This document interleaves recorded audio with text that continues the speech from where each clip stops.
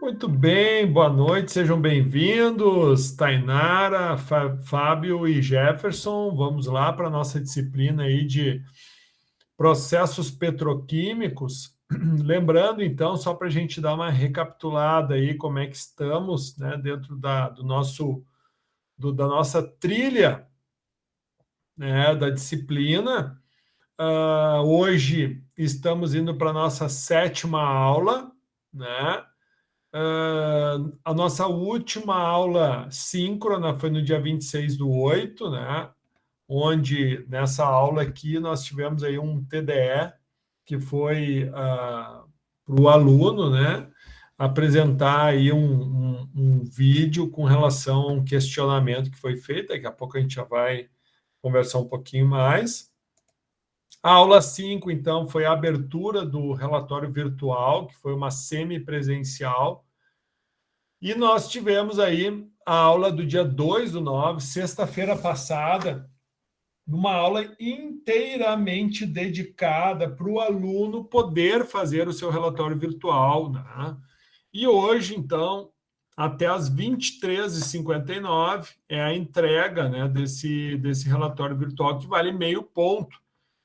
E lembrando, né, que todo o nosso calendário simplificado, né, está aqui, né, disposto, então estava aqui previsto, né, semipresencial abertura, né, aqui, né, o relatório virtual abertura dia 27, fechamento, né, no dia 9/9, e o que vocês precisam estar bem atentos aqui, a mesma dinâmica, no dia 17/9, vai abrir a objetiva e a objetiva, então, vai estar fechando ali na aula 10. Então, vocês vão ter uma aula dedicada para realizar a objetiva e fecharem, então, a nota aí de AP1, que vale 1,5 ponto. Então, a aula 7 hoje, vamos entrar no último capítulo do primeiro trimestre, e a aula que vem a gente fecha, então, esse capítulo aí,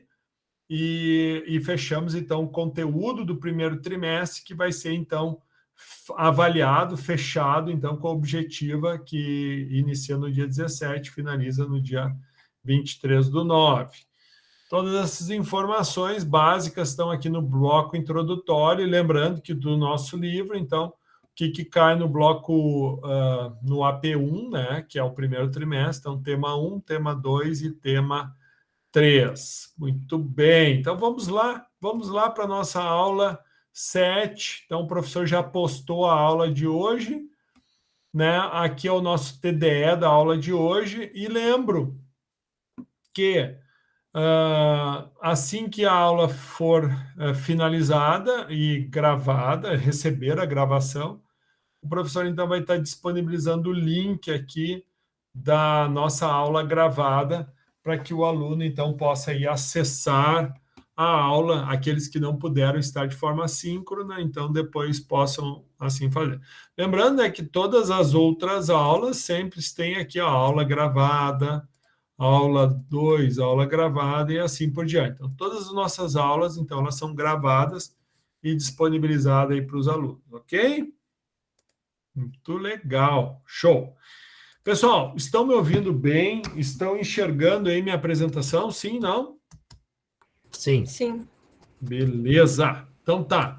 Bom, então começamos aí com o feedback das aulas anteriores. Então, lembrando, né, o TDE da aula 4, o professor, então, solicitou que o aluno fizesse a leitura da parte 2, que é a segunda parte do nosso livro ali, finalizasse, né? E também disponibilizei o material 1 da aula 4, que era um artigo sobre simulação de destilação de uma planta petroquímica. O interessante desse artigo é que ele dá um resumo do que a gente viu, de fato, né, na parte 2, que é a indústria já petroquímica de primeira geração, né? Então, no capítulo 3, agora, a gente já vai entrar na petroquímica de segunda geração, que é a indústria de polímeros, que é quando os monômeros da primeira geração, então, são transformados em em grandes moléculas, os polímeros. Então, o que era a proposta? E isso aqui eu peguei o pessoal de surpresa, hein? Ó, cada aluno individualmente deve postar um vídeo explicando para o que é utilizado, né, o processo de destilação na petroquímica, né? Então, para que é utilizado o processo de destilação na petroquímica?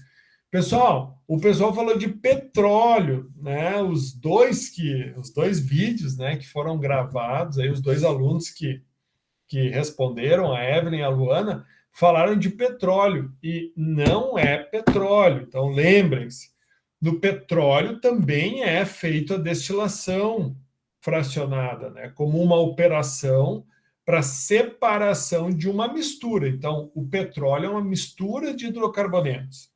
Só que a segunda geração, né, desculpa, a primeira geração petroquímica, ela recebe uma fração que vem da refinaria. Qual é a fração que vem da refinaria? O nafta. E esse nafta, então, também precisa ser craqueado, né, que é quando aquela quantidade de nafta, então, que tem um número de carbonos que oscila ali de 1 carbono, né, até aproximadamente 6, 10 carbonos. Então, esse número de moléculas distintas, misturadas que nós temos no nafta. Então, isso primeiramente é craqueado, então as moléculas grandes são quebradas em moléculas menores, e nessa etapa, né, de craqueamento, com o uso do hidrogênio, olha aí, ó, né, hidrogênio, né, então ocorre a formação de quê? Ocorre a formação, então, das principais partes ou dos principais produtos gerados na primeira geração. E esses produtos de primeira geração, basicamente eteno, propeno, butadieno e os aromáticos, né? Mas principalmente esses compostos, eles, depois de craqueado, eles vão ficar tudo misturados, né? Uma mistura homogênea. E essa mistura, então, precisa ser separada, e a separação, então, será feita pelo processo de destilação. Então, eu dei parcialmente correto a resposta, porque o pessoal, infelizmente, aqui falou de petróleo. Não era o intuito desse TDE, tinha que falar sobre o processo de destilação na petroquímica. Na petroquímica, nós temos petróleo? Não mais. Petróleo ficou lá na refinaria. A refinaria recebeu o petróleo, a refinaria destilou o petróleo, a refinaria craqueou o petróleo, né, e obteve o rendimento adequado de moléculas que daí vão ser outras, né, entre elas o diesel, entre elas a gasolina, entre elas o nafta, que é aquela fração, então, que vai ser enviado lá para a petroquímica, tá? Bom, qual era o objetivo do aluno antes de fazer o vídeo, né? Ler para embasar, né? Então, essa é a ideia. Por que a gente tem as aulas prévias, né? Para ajudar o aluno no seu desenvolvimento. Então, a gente tem uma trilha. O aluno vem lendo os 3 capítulos, e além de ler o capítulo 1 e o capítulo 2, ele também tem esses momentos síncronos que o professor vai falar sobre o assunto, vai reforçar os temas, vai esclarecer dúvidas. Então, esse artigo, ele basicamente trazia o quê? Ele trazia o uso da modelagem como uma ferramenta, né, para fazer a análise, né, de uma planta petroquímica, e dentro dessa modelagem, que é um software que simula o processo petroquímico, né?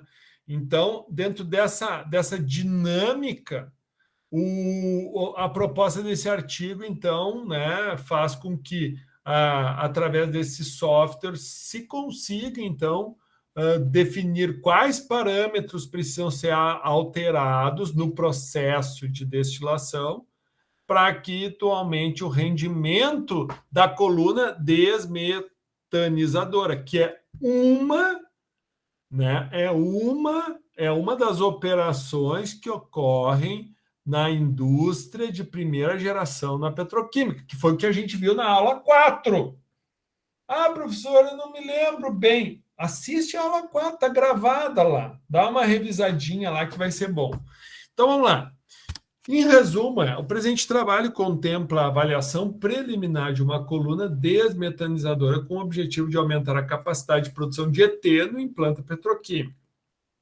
Através do simulador Aspen Plus, evidenciou que a coluna estudada consegue separar o metano da corrente de processo atendendo às especificações da coluna desmetanizadora principal de 400 ppm de eteno na corrente de topo e 600 ppm de metano no fundo. Então, ou seja, uma coluna de desmetanização, em cima ela vai tirar metano e embaixo ela vai tirar o eteno.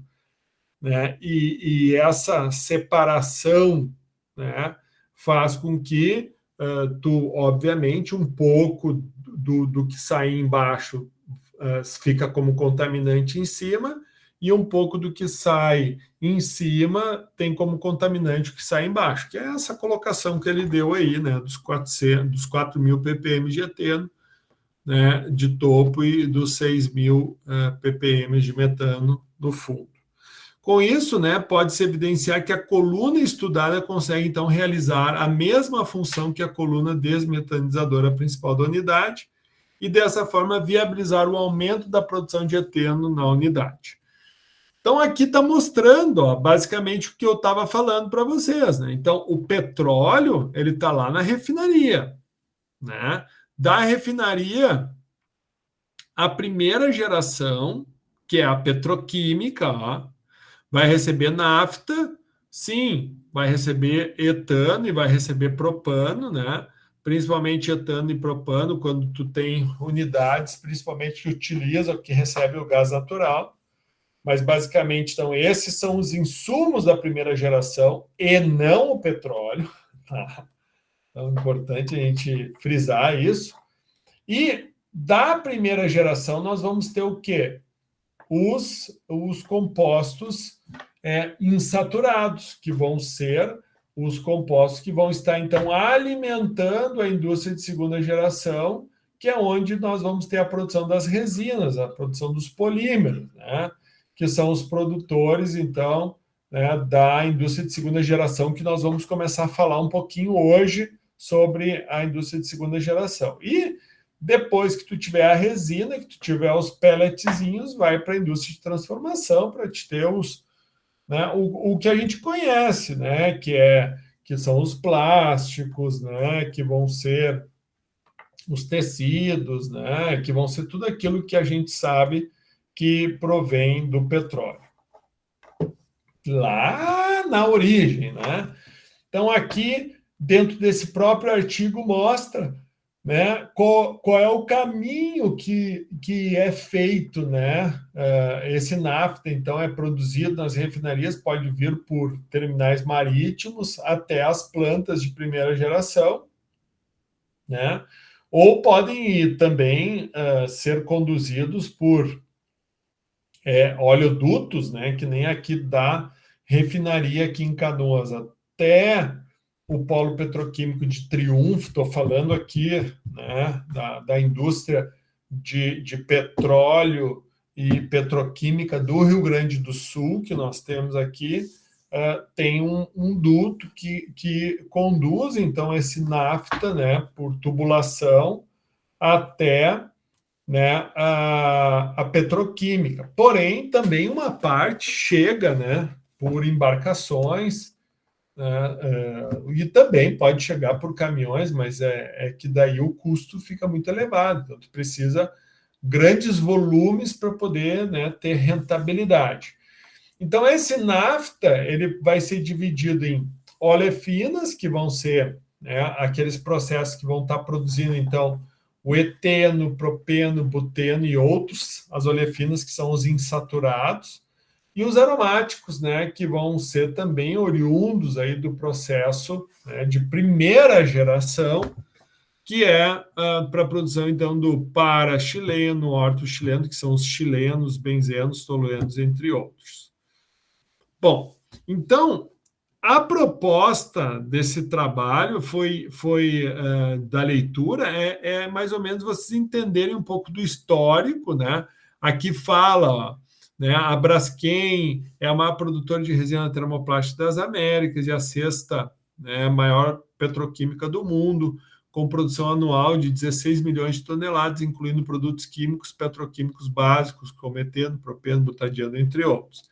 É também a maior fabricante mundial de biopolímero, com capacidade anual de 200 mil toneladas de produção de plástico verde iGreen, né, que é polietileno produzido a partir de etanol de cana-de-açúcar de origem 100% renovável. Lembrando que, assim, pessoal, o polietileno que é obtido a partir do etanol da cana-de-açúcar, ele é o mesmo polietileno de uma fonte não renovável, que é o petróleo, tá? A única diferença é a origem, né? Então, o eteno produzido a partir do petróleo, ele vem, então, o petróleo é refinado, o nafta vai ser craqueado e vai ocorrer a destilação e obtenção do eteno. Agora, quando a gente parte do etanol, então tu muda a rota química, não é uma rota de quebra de macromoléculas e uma rota de destilação, mas sim uma rota, então, de uma conversão química de um etanol e um eteno, ou seja, é a desidratação do etanol, né? Então, tu tem um processo onde o etanol, então, vai ser desidratado, vai ser retirado o OH, né? E vai ficar os dois carbonos, e esses dois carbonos, então, com uma ligação dupla entre eles para formar o eteno. Bom, outra informação interessante que fala sobre os polos petroquímicos, né, do Brasil, que são integrados, então, com as centrais de matéria-prima, que é a indústria de primeira geração, que nós falamos, então, na aula 4. Então, no Brasil, nós temos o polo de Capuava, que é o mais antigo, também conhecido como polo de Mauá, tá? Capuava, Mauá, porque fica bem na divisa. O Camaçari, que é o segundo polo, e o terceiro polo, né, que é o de Triunfo. Esses todos trabalham, então, com nafta, né, baseado no que vem da refinaria. Já o polo de Duque de Caxias, do Rio de Janeiro, ele já é um polo que recebe o gás natural, muito baseado, né, na proximidade da bacia de Santos, que ele tem, da bacia que vem, né, do abastecimento ali do pré-sal, então ele já recebe mais gás natural e processa, então, esse gás natural para a produção de eteno. Então, o polo de Camaçari foi o primeiro complexo petroquímico planejado, porque o de Capoava não foi planejado, ele começou a ser construído com iniciativa privada e acabou crescendo de uma maneira não planejada. Então, o primeiro planejado foi de Camaçari em 78. Este polo é composto por indústrias que produzem petroquímicos para a fabricação de resinas termoplásticas, fertilizantes, metalurgia do cobre, entre outros, né? A unidade da Braskem em Camaçari engloba uma unidade de produção de insumos básicos, 3 unidades de produção de segunda geração e uma unidade de cloro, soda e PVC, né? Bom, a maioria das empresas do polo de Camaçari está interligada por tubovias à unidade de insumos básicos, que é a Unib. E a mesma é considerada a maior indústria do complexo Camaçari. E um dos 5 maiores empreendimentos privados do país. Privado, por quê? Porque, né, já foi privatizado. A Braskem, então, recebe derivados do petróleo da Petrobras, principalmente o nafta, e sua unidade de insumos básicos de Camaçari é transformada em petroquímicos básicos nas unidades de produção de olefinas e aromáticos. A unidade de produção de olefinas da unidade de insumos básicos é dividida em área quente, área de compressão e área fria. Nós falamos disso um pouco na semana passada. Na semana passada, não, na aula 4. A área quente é onde há o recebimento do nafta e etano para craqueamento nos fornos de pirólise e posterior produção dos produtos olefínicos. Essa área também engloba a separação dos produtos mais pesados da corrente efluente dos fornos, como o resíduo de pirólise, o gasóleo e a gasolina pesada de pirólise, especificando assim o produto gasoso para o compressor da unidade de compressão. Existem diversos fatores que podem influenciar a reação de pirólise e, consequentemente, diminuir o rendimento em eteno e subprodutos, como o tempo de residência, a geometria das serpentinas, a temperatura de operação e a vazão de vapor de diluição, que é o vapor injetado juntamente com a matéria-prima para controlar a pressão parcial dos hidrocarbonetos que alimentam o forno. Então, veja, pessoal, o que eu trouxe aqui? Eu vinha falando muito sobre a petroquímica aqui no Rio Grande do Sul. E esse paper ele traz um pouco sobre Camaçari, como é que funciona lá na Bahia, né? Então, vocês vão ver que é muito parecido como aqui funciona, mas mostramos um pouquinho mais sobre esses detalhes de como é. E aqui, né, fala então nua e cruamente sobre como que vai ser aumentado esse rendimento. Então, ele vai a fundo no processo, né? Mas basicamente esses fatores que aqui foram apresentados é os que vão ser mexidos para que a gente tenha então esse aumento do rendimento, tá? Bom, lembrando então, como feedback da aula 4, né? Olha aí o Alex. Seja bem-vindo, Alex. Então, como feedback da aula 4 era isso, eram as leituras, né? Fechamento do capítulo 2, fechamento do artigo e apresentação do vídeo. Já na aula 5, então, foi quando a gente iniciou o relatório virtual e lembrando que hoje é o último dia, então, para postagem. Nós tivemos a aula 6, que foi uma aula que os alunos tiveram, né, para realizar o relatório. Então, não tem como eu aumentar o prazo. Então, já descarto essa possibilidade. Se alguém tem a ideia de pedir isso, já descarta essa ideia, porque vocês tiveram tempo, né? Vocês tiveram uma noite para fazer isso exclusivamente, fora, né, os outros momentos que com certeza vocês vão ter. E tem até as 23h59 de hoje para finalizar. Bom, dúvidas com relação ao feedback da aula 4, aula 5 e aula 6? Podemos continuar?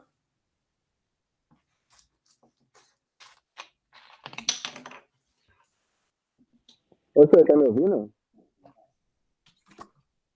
Sim. Eu fiquei em dúvida. O etano, ele é de segunda ou ele é de primeira geração? Tu pode repetir a pergunta? O etano é de primeira ou de segunda geração? O metano? Etano. Etano. Isso. Isso. O etano. O etano, isso. Isso, então assim, ó, na realidade, o que acontece? O etano, ele está tão presente no petróleo, tá? Mas ele também vai estar presente nas etapas onde tu promove, então, a pirólise, né, de frações do petróleo. Então, o etano, ele pode ser produto da refinaria, né? E esse etano, então, ele não vai ser simplesmente queimado, né, como gás natural ou como gás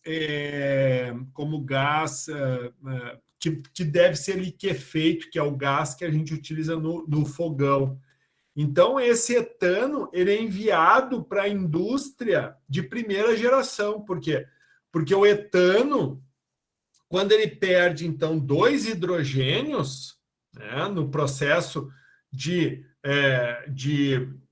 reações catalíticas que ocorrem na primeira geração, esse etano, então, vira eteno, que é basicamente o que é feito lá no Rio de Janeiro, lá em Duque de Caxias, que recebe o gás natural, e o gás natural ele é rico em etano, né, e com processos, né, de pirólise e reações catalíticas, tu converte esse etano em eteno, tá? Para a produção de quê? Do que nós vamos ver agora, que é o polietileno, por exemplo. Certo? Então, ele é tanto produto, Obrigado. tá? Ele é tanto produto da refinaria, né? Mas ele não vai ser vendido, né, como para queima, ele vai ser vendido então para a indústria de primeira geração, para lá ser convertido a olefina, eteno principalmente. Bom, quando a gente entra então na indústria de segunda geração, tá, que é quando a gente vai ter o quê? Todos os insumos básicos que saíram da primeira geração, que vão ser lá as olefinas e os aromáticos, principalmente as olefinas. Essas olefinas, então, elas vão ser o quê? Elas vão ser transformadas em polímeros. E como isso acontece? Acontece por meio de uma reação, né, de algumas reações que ocorrem na indústria de segunda geração. Só que antes de nós entrarmos na indústria de segunda geração, é importante vocês entenderem o que são polímeros. Então, a gente vai dar uma paradinha um pouco da realidade que nós temos da indústria para vocês entenderem o que é um polímero. Então, polímeros são moléculas, né, que tornam-se muito grandes, né, que contêm um número de átomos que estão ligados, encadeados, por meio de ligações químicas, principalmente a ligação covalente, né, superiores a 100 e podendo atingir valores ilimitados, ou seja, infinitos, né, muito grandes. Infinito eu não digo, mas muito grandes. Que adquirem novas propriedades e por isso vão ser chamadas, então, de macromoléculas, grandes moléculas. Macromoléculas, então, vão ganhar características próprias gerais. Então, quando tu fizer a avaliação da composição dela, tu vai, não, mas tem só carbono e hidrogênio. Porém, ela vai, dependendo do número de encadeamentos que nós vamos ter, uma molécula de carbono e hidrogênio, ela vai ter uma característica que vai estar diretamente ligado com o seu tamanho, com a sua ramificação, com as características, né, dessa definição de macromolécula, né? Além de que essas macromoléculas, elas também poderão ter, né? Então, ganham características próprias gerais, mas mais relevantes do que aquelas decorrentes da natureza química dos átomos que as constituem ou dos grupamentos funcionais. Então, aqui nós temos um exemplo, né, do monômero, aqui o eteno. Então, quando o eteno se liga a outro eteno, ó, nós vamos tendo a formação de uma macromolécula, né? Então, o mero, que é a menor parte do polímero, né, sequencial, então a gente tem aqui a representação. Então, veja, aqui tu tem uma dupla ligação, então a partir do momento que tu tem a ligação com outros monômeros, ocorre o rompimento dessa ligação para ocorrer a nova formação de outra ligação. Então, aqui, se você olhar quantas moléculas de eteno nós temos aqui, então, ó, tem uma, duas, aqui vai ter outra, três, aqui tem outra, quatro, aqui tem outra, cinco, e assim por diante. E aqui nós temos uma representação, então, por meio, né, uma fórmula estrutural, aqui é uma fórmula, né, expandida, que representam, né, como seriam as moléculas ou as macromoléculas. Então, os monômeros, né, eles são compostos químicos que reagem para formar, então, os polímeros, né? Então, a reação de formação do polímero vai ser chamada de polimerização. Então, o grau de polimerização vai ser o número de meros, né, que vão estar sendo unidos, né, para a formação dessa macromolécula. Então, que nem eu estava falando aqui para vocês, ó. Aqui é um mero. Então, quantos meros nós vamos ter? Então, se ele é toda uma cadeia igual, ó, tu representa um mero aqui, que é um monômero, né? E o N vai te dizer quantas ligações, ou seja, quantos monômeros, né, foram necessários para formar essa macromolécula. Então, o N vai te dizer exatamente isso. Então, vamos fazer um exercício aqui, né?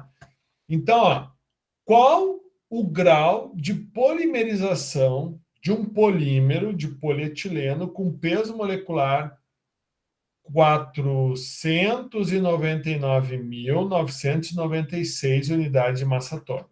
Como é que a gente vai fazer isso? Bom, o mero, que é a menor parte do polietileno, tá? Então é importante vocês lembrarem disso, porque isso vai ser a base da segunda geração, que a gente vai aprofundar mais no segundo trimestre, mas que a gente já vai estar introduzindo agora para que vocês então tenham esse entendimento do que é um polímero.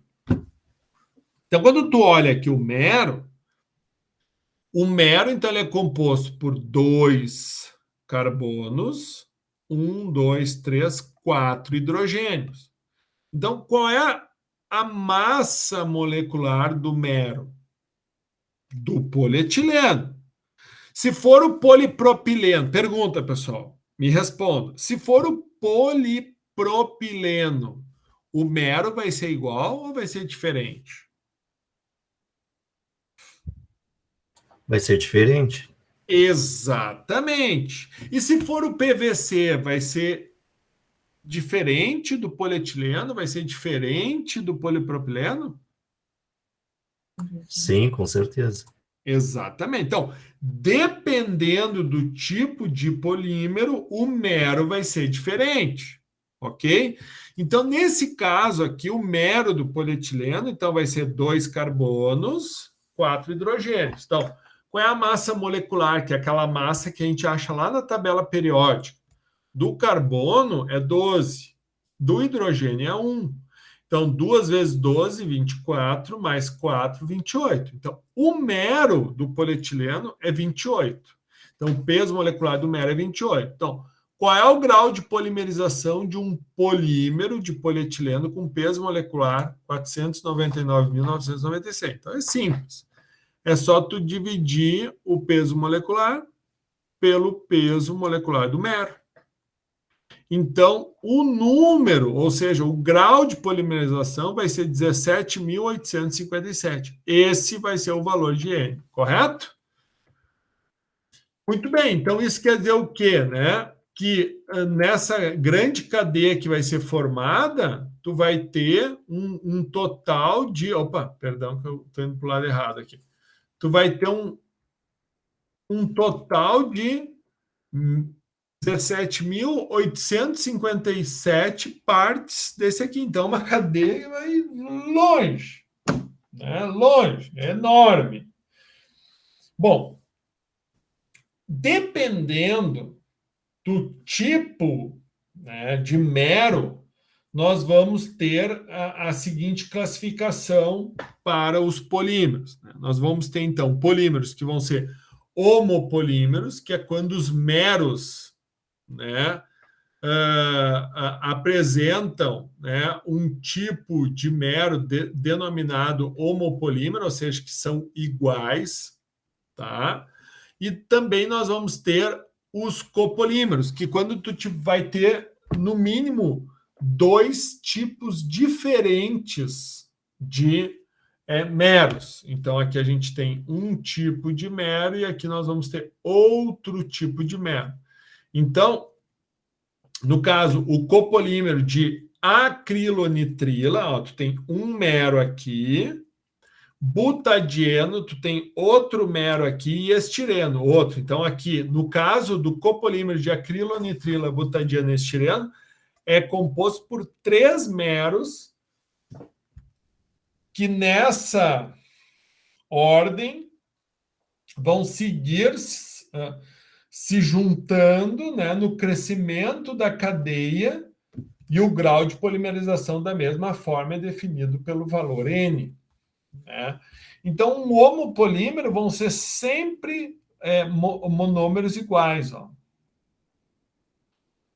Os copolímeros, eles podem ser alternados, então tu tem um diferente do outro alternadamente. Aleatórios, então tu vai ter 3 um tipo, um do outro, 3 do outro, 2, ou seja, é aleatório mesmo. Em bloco. 3 de um tipo, 3 do outro, 3 de um tipo, 3 do outro, e assim por diante. E os enxertados, né, que tu vai ter uma cadeia principal de um tipo de monômero e os enxertados, que vão ser outros tipos de mero. Olha aí, boa noite, dona Brenda, seja bem-vinda. Muito bem, pessoal, acessando aí a nossa aula, sejam todos bem-vindos. Lembro que se vocês aceitam o convite que o professor mandou lá no início do semestre, deixa eu mostrar aqui para vocês, ó.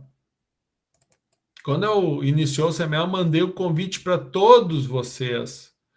Teve um aqui que já aceitou, o Jefferson, por exemplo. O Jefferson, ele entra na sala sem pedir autorização. Então, todos aqueles que aceitam o convite entram sem pedir autorização. Aqueles que pedem autorização, é exemplo do Alex e da Brenda, são porque não aceitaram o convite. Se por um acaso não receberam o convite, coloque o seu e-mailzinho aqui no chat, ó, que o professor já manda o convite para vocês, para que vocês possam entrar e sair da sala sem a necessidade de pedir autorização, ok? Bom, então, se eu perguntar para vocês o que é um copolímero, o que vocês vão me responder?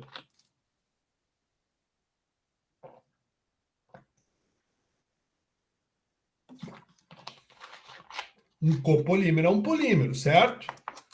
Ele é formado por mais de um tipo de meros. De mais de um tipo de monômero, né? Então, tu pode ter eteno, pode ter acrilonitrila, pode ter butadieno, pode ter estireno, que são monômeros que vão ser produzidos aonde os monômeros, pessoal? Lá na indústria de primeira geração, que é o que a gente terminou de ver na aula 4. Então, a indústria de primeira geração vai gerar o que as pecinhas que vão ser aquelas que vão ser utilizadas da indústria de segunda geração para formar essa variedade de polímeros que a gente tem. E daí é aquilo, a maneira que tu junta esses meros, tu pode formar homopolímeros de diferentes características, de diferentes pesos moleculares, que só pelo simples fato de se tu tiver um grau de polimerização X e um grau de polimerização Y, só pelo número de meros diferentes, tu já automaticamente já dá características diferentes aos materiais formados. Agora, se além disso, tu mistura esses meros de forma alternada, aleatória, em blocos enxertados, se tu mistura isso, tu também faz isso para dar propriedades também diferentes aos monômeros. Bom, como é que funciona a nomenclatura? Então, assim, a gente tem o nome oficial, né, e nós temos o nome usual. Então, assim, um exemplo, né? O processo de obtenção, ele pode, né, ser utilizado, então, para empregar o nome do polímero. Por exemplo, né, o nome empregado será a fonte do monômero, como? Com o prefixo poli. Por exemplo, se tu tem o monômero eteno, eteno vai ser igual a etileno, ou seja, polietileno. Então, tu pode ter, no caso aqui, ó, o monômero, né, o mero, ele é o propileno. Então, tu vai chamar ele de polipropileno. E olhem aqui, ó, são todos eles, ó, são compostos pelo mesmo monômero, o propileno ou propeno. Propileno e propeno é a mesma coisa, tá? Eu falar propeno é o nome UPAC e propileno é o nome usual. Tá? Dessa mesma molécula que forma o que nós vamos chamar, então, de o polímero de polipropileno. Então, o propeno, ele tem uma ligação dupla aqui, né? Quando ele reage no processo de polimerização, então ele quebra essa ligação dupla que estava aqui. Você enxerga o meu mouse, né? Sim, professor. Sim, então ele quebra essa ligação dupla que estava aqui e forma uma ligaçãozinha para cá, outra para cá. Então, assim, só para vocês entenderem melhor aqui, deixa eu só duplicar isso aqui. Ó.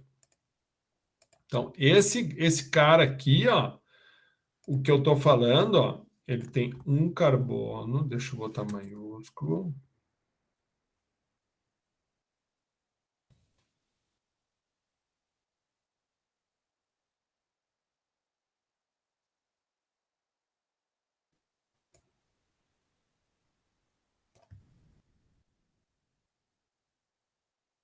Ó, aqui é a mesma coisa. Então, qual é a diferença que aqui tu vai ter?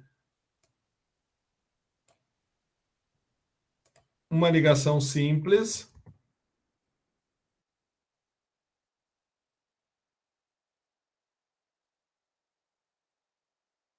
E aqui tu vai ter uma ligação dupla.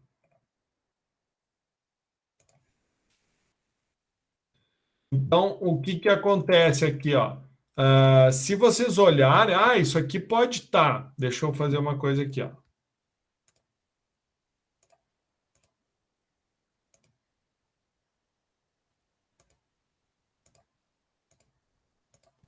Deixa eu agrupar isso aqui. Isso aqui, ó, pode estar assim, isso aqui pode estar invertido assim, ó. Isso aqui, ou seja, isso aqui tem uma infinidade de formas de estar no espaço, né? Mas isso aqui é o que sai da indústria de primeira geração, que é uma olefina, que tem essa dupla ligação, que quando então reage, esse carboninho ele vem para baixo e aqui vai formar dois pontos de ligação, que é o que a gente justamente está enxergando aqui, ó. Só um pouquinho.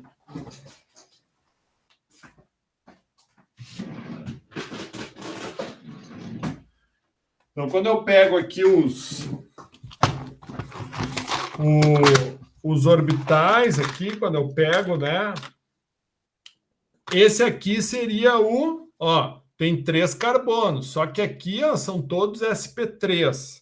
Então, o que ocorre? Nesse caso aqui, eu vou ter um propano, né? O propano, ele tem uma aplicação para gás de cozinha, que é o GLP, que é propano-butano, né? Butano-propano.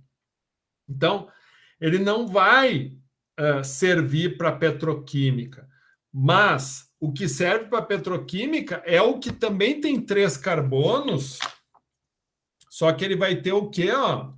Uma ligação dupla aqui, ó. Então, essa ligação dupla que a gente está vendo. Então, o que vai acontecer? Ó? Quando ocorre, então, essa ligação dupla, então, ela se rompe, ó, ela se rompe e o carbono, obviamente, vira um carbono sp3, ele deixa de ser um sp2 e passa a ser, então, um sp3, E esse carbono sp3, então, ó, exatamente o que vocês estão enxergando aqui, ó, é isso aqui, né? Então, o que vai acontecer? Esse aqui para baixo, ó, azulzinho, é esse aqui, que eu vou, por exemplo, vou marcar ele aqui, ó. Ó, marquei ele, ó. É exatamente isso aqui que vocês estão vendo, ó, o azulzinho aqui, ó. E aqui, então, vai ter o crescimento da cadeia. Então, aqui tu tem um propeno, ó. Daí vai vir outro.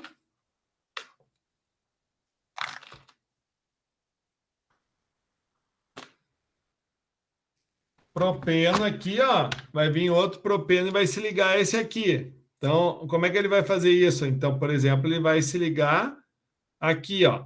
Pá. Se ligou? E daí a forma como ele se liga, ó, olha aqui, ó.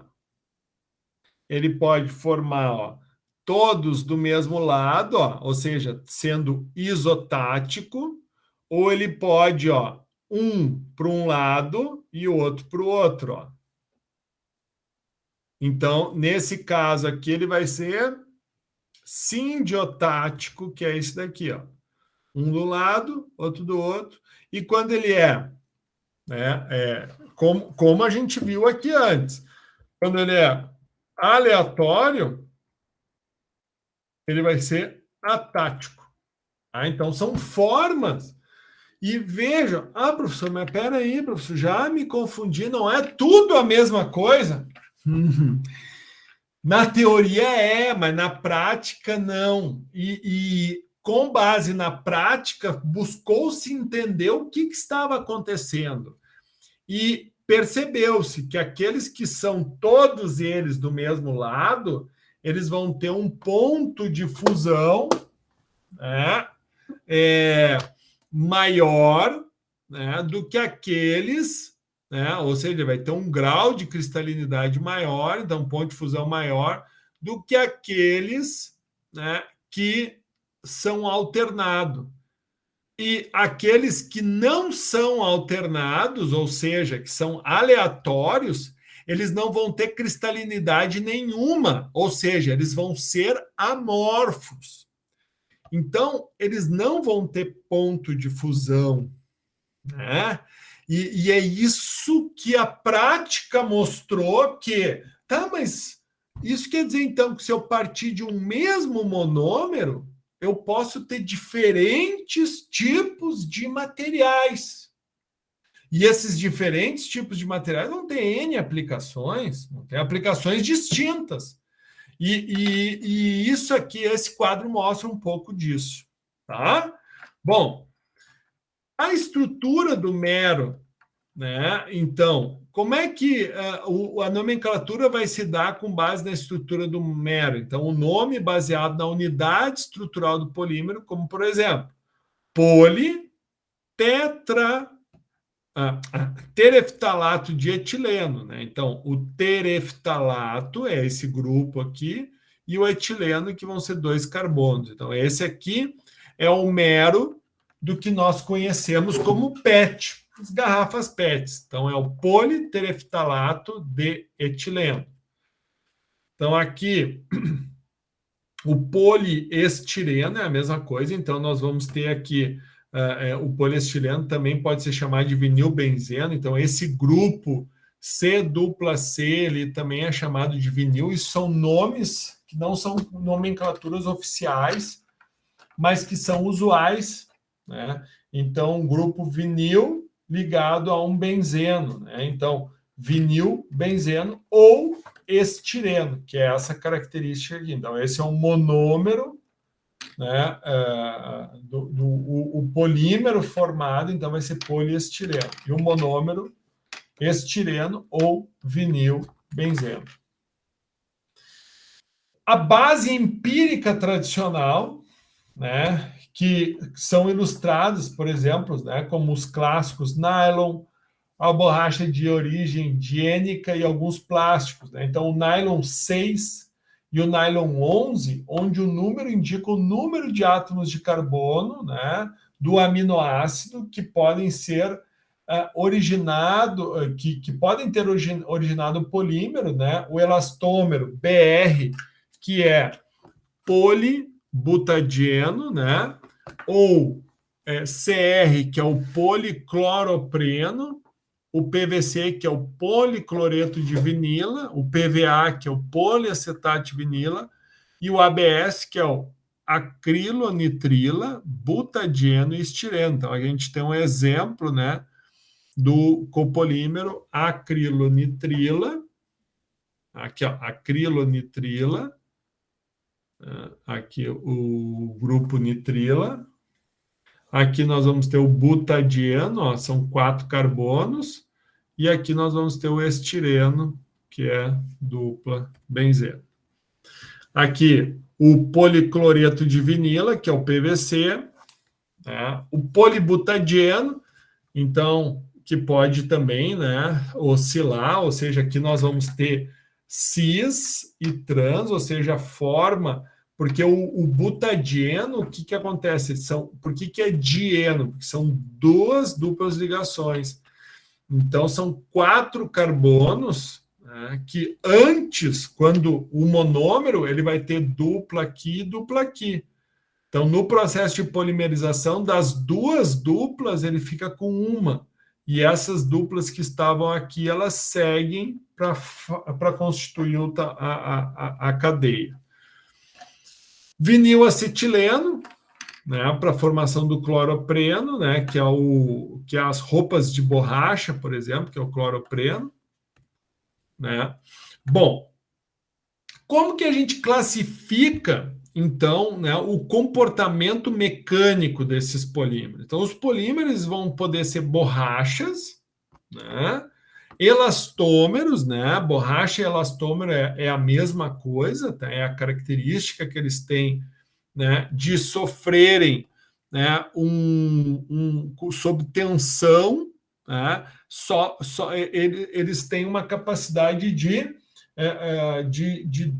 triplicarem de tamanho e depois, obviamente, voltarem ao seu estado original. Os plásticos que resistem uma certa tensão, né, mas depois sofrem uma deformação, então, permanente e irreversível, e as fibras, né, que não têm elasticidade nenhuma, né, mas aguentam uma grande tensão até a sua ruptura. Então, por exemplo, como é que a gente avalia isso? Através de um ensaio de tração, né, onde os corpos de prova, então, eles vão ser submetidos à tensão e vai ser avaliado o quanto eles se alongam, né, o quanto que eles aumentam de tamanho, né, com relação ao seu tamanho original. Então, nós temos aqui, como eu falei, a fibra, né? Então ela aguenta alta tensão sem sofrer deformação até que ocorra a ruptura. Os plásticos, então, ele aguenta uma certa tensão, mas depois ele sofre uma deformação que vai ser irreversível. O que é uma deformação irreversível? É aquilo que deforma e não volta ao normal. Uma borracha não, né? Uma borracha tu deforma, larga, ela volta ao normal. Então, essa é a diferença do elastômero, né? Então, ele digamos assim, ele com baixa tensão, ele sofre deformação. Claro que vai chegar um momento que tu chegar no limite, né, da capacidade de estiramento desse polímero, que ele vai acabar rompendo, que é quando a gente tem o xizinho marcado aqui, né? Bom, outra propriedade que nós vamos ter do polímero é a cristalinidade, ou seja, é a capacidade que o polímero tem de formar redes, e essas redes, né, elas serem tão organizadas a ponto de formar cristais. O que é a característica, né, de um material cristalino? O material cristalino, então, ele oferece resistência à passagem da luz, né? Então, um cristal ele não vai permitir com que a luz passe, né, plenamente. Então, assim, o percentual de cristalinidade pode ser definido pela capacidade da luz atravessar o material analisado. Então, quanto mais cristalino ele for, mais ele oferece resistência à passagem da luz, né? Então, já um composto amorfo, ele não tem cristalinidade, ele não tem estrutura cristalina, ele é totalmente aleatório. Então, a luz incidente atravessa a estrutura molecular sem qualquer dificuldade. Assim, ele vai ser um material totalmente transparente. Então, um material transparente, ele vai ser amorfo. Então, um filme plástico transparente vai ser amorfo. Certo? Bom, como é que a gente avalia a estrutura, então, desse polímero? Então, como é que a gente avalia o grau ou percentual de cristalinidade, de tal forma que a gente defina se ele é amorfo, cristalino ou parcialmente amorfo e cristalino? Então, todo polímero, né, ele vai sob a ação, né, sob a ação de calor, desde que ele seja um termopolímero, obviamente, né? Sob a ação do calor, ele vai sofrer algumas transições. Tá? Então, por exemplo, quando uma massa viscosa e quente de um polímero fundido, ou seja, líquido, então uma quantidade de polímero, quando a gente aquece a ponto de ele ficar líquido, é deixado resfriar sem interferência de forças externas. Então, tu aquece ele vira uma massa viscosa, líquida, e daí tu deixa ele resfriar sem que nenhuma força haja sobre ele. Primeiro, vai haver a formação dos cristalitos, né? Que é o quê? Que é aquelas estruturas que vão ser totalmente ordenadas e uniformes, e a ordenação e a uniformidade vai fazer com que essas estruturas se aproximem bem pertinho uma da outra, tudo de conchinha, tudo bem alinhadinha, né? Buscando o quê? A formação, então, dessas estruturas que a gente chama de cristalitos, que pode ser em maior ou menor grau, vai depender do tipo de polímero. E, obviamente, só vai haver a formação dos cristalitos aqueles polímeros que tiverem a tendência a cristalinizar-se. Bom, então, nós estávamos do quente e baixamos a temperatura. Mas se a gente inverter o processo e, ao invés do quente ir para o frio, nós formos progressivamente aumentando a temperatura de uma massa polimérica congelada. Ou seja, uma massa polimérica. Pessoal, só um minutinho, pessoal, só um minutinho.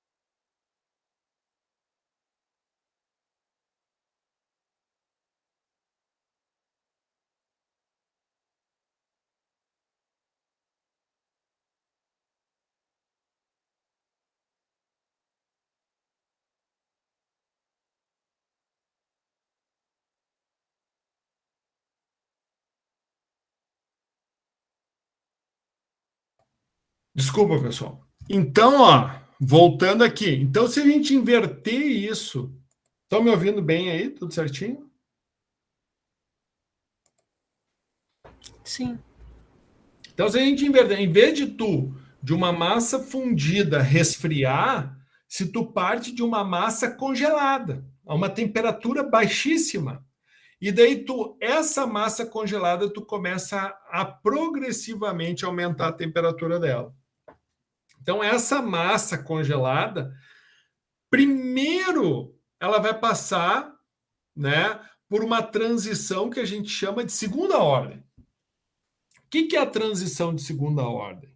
É o que nós vamos chamar de transição vítrea, que é quando o que está duro, congelado, começa a ter uma certa flexibilidade. Então, nós tínhamos uma massa polimérica dura. Então, essa primeira mobilidade que essa massa vai ter é o que nós vamos chamar de transição vítrea, que é a parte amorfa do polímero que vai sofrer o quê? A mobilidade pelo aumento da temperatura. Então, a transição vítrea, ela vai estar diretamente ligada à mobilidade da região amorfa. Então, olhando para uma estrutura de um polímero, tá, semicristalino, por quê? Porque ele tem estruturas cristalinas e ele tem regiões amorfas. Lembre-se, nem todo polímero vai ser semicristalino. Vai ter polímeros que vão ser amorfos, ou seja, sem cristalinidade, e vão ter polímeros que vão ter cristalinidade. A exemplo do que a gente viu lá do propeno, do atático, isotático, que é aqueles que a gente falou lá um pouquinho. Então, essa região amorfa é a primeira que vai dar essa mobilidade. Então, nós vamos chamar isso de temperatura de transição vítrea, que é quando o polímero deixa de ser um sólido duro para ser um sólido flexível.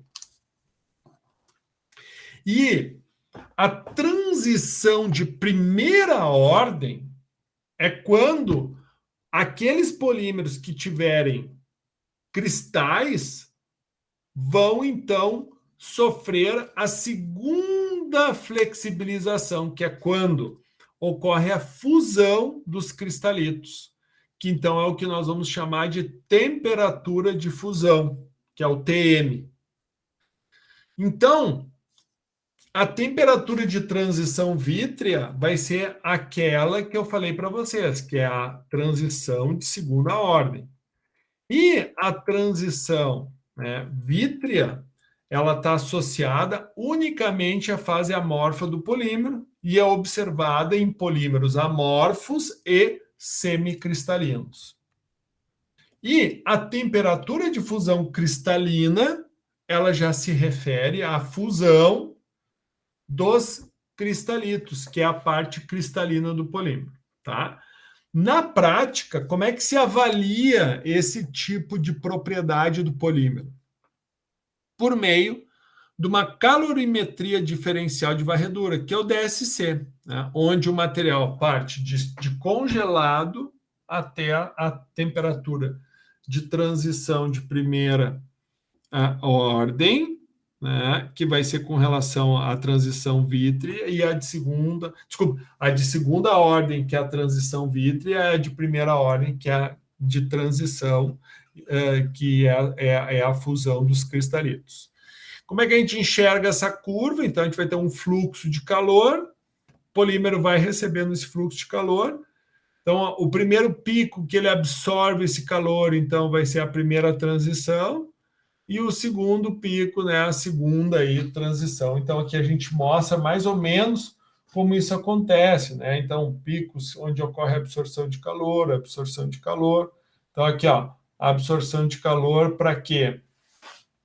Para variação, né, de TG, para aqueles que é quando ocorre a flexibilidade do polímero.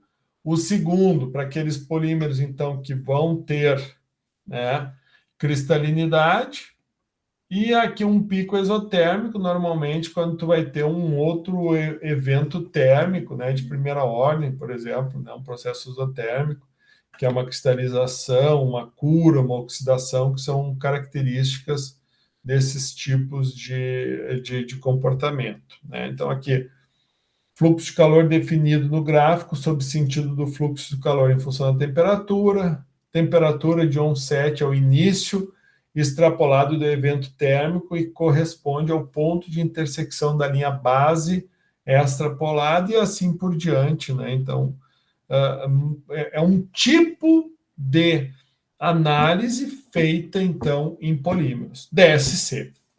Bom, pessoal, o que fica para a aula de hoje? Então, vocês fazerem a leitura, iniciarem a parte 3, e na semana que vem, então, a gente finaliza a parte 3 e encerramos o conteúdo do primeiro trimestre. Ok?